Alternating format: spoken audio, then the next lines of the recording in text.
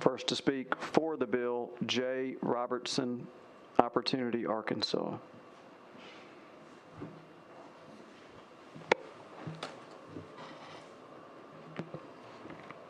Thank you, Mr. Chairman. My name is Jay Robertson. I represent Opportunity, Arkansas. For those of you who don't know us, we're a state-based nonprofit that advocates for simplifying government and solving generational problems. I'm here today because I'm a registered lobbyist that actually is speaking in support of this bill. It's because we advocate for taxpayers. And Arkansans work hard for their money, and when they pay their taxes, they expect those tax dollars to go to fund things that improve their quality of life, like public education, public safety, infrastructure. What they don't expect is for those tax dollars to get funneled behind the scenes to hire contract lobbyists that can often advocate for agendas that might run counter to their own policy preferences.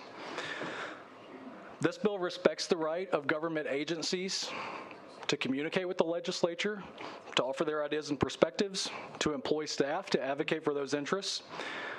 And that's an important distinction because someone who's directly employed by a governmental entity is directly accountable to that entity and to the voters and to the taxpayers and to this body, whereas contract lobbyists are not. This bill would end the practice of outsourcing influence to third-party lobbyists that don't have that same line of accountability. These organizations, I understand, can sometimes provide helpful information to you all. And as Representative McKenzie mentioned, nothing in the bill would prevent governmental entities from using private dollars or fundraised dollars to support those organizations. This bill says that if you're going to speak for the government when lobbying this body, you should be a part of the government, not someone paid to lobby using tax dollars. I also want to highlight that Arkansas voters clearly agree. We conducted a poll of Arkansas voters on this very issue. 73% of all voters across party lines support ending taxpayer-funded lobbying in Arkansas. We support this bill because we believe it's a common sense policy solution that restores integrity to the way government works. And it makes a strong statement that public funds should always serve the public good. Thank you for your time, and I'd be happy to answer any questions. All right, any questions by the committee? Representative Hawk, you're recognized. Thank you, Mr. Chairman. Mr. Robertson, you said this was done behind the scenes.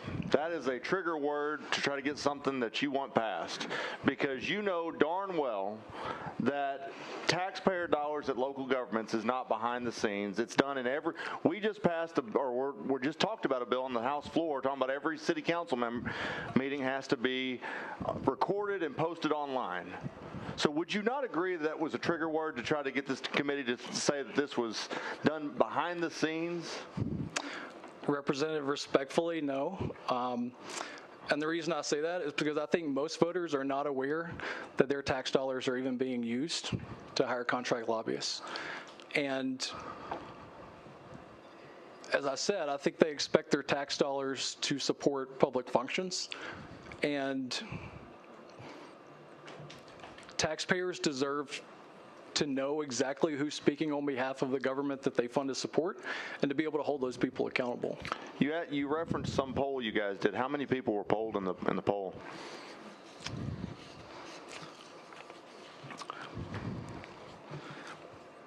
We polled a total sample of 357 registered voters within the state of Arkansas, comprising Republican, Democratic, and Independent voters.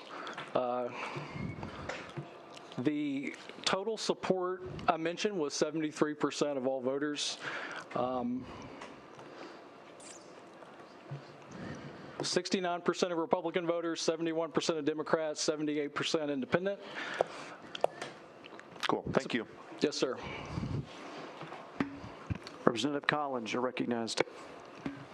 Thank you, Mr. Chair. So if your concern is that tax dollars are being used for lobbying, this bill would allow tax dollars to be used for lobbying, right? So I don't really understand if that's your concern. This bill still allows that thing that is happening that you don't want to have happen. Thank you for the question, and I think the key difference is that this bill would allow for public employees to still speak with you, to still advocate lobby the legislature, it would not allow for the hiring of an independent contract lobbyist. What's the difference from the taxpayer standpoint? Because a public employee is directly accountable to a public agency and the taxpayers into this body, whereas a contract lobbyist could not be held accountable in the same way that a public employee could. It's a little hard for me to see the difference, but I understand what you're saying. Representative Meeks, you're recognized. Thank you, Mr. Chairman. Based on kind of the way you described that poll, I think if you ask most people, yes, you're gonna get that answer. But I don't know that they fully understand the entire depth of what we're talking about here. If we're talking about, in the case of what my colleague said, the city of Bryant, no, I don't think they should be going out and buying third-party lobbyists to lobby, on behalf. My concern is that when you start with the membership like of the municipal league in Arkansas counties, they do so much more than just lobby. I mean, they do insurance, they provide training, they provide legal counsel and all that, and so it's way more than lobbying. And so, if you have a city, and the bigger cities, they've got resources. But I'm talking about the small towns, and I've been on the audit committee enough to know what kind of trouble those small towns get into because they need help with stuff.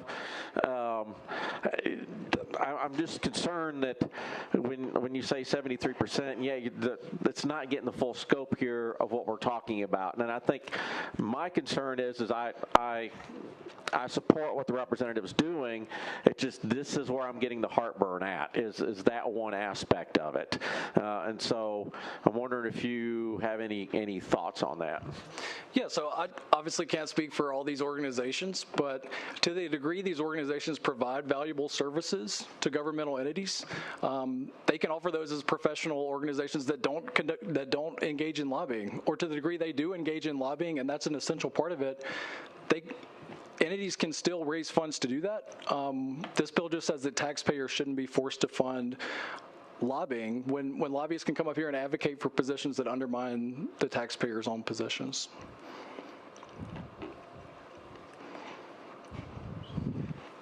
Any other questions by the committee? Seeing no further questions by the committee, thank you, Mr. Robertson.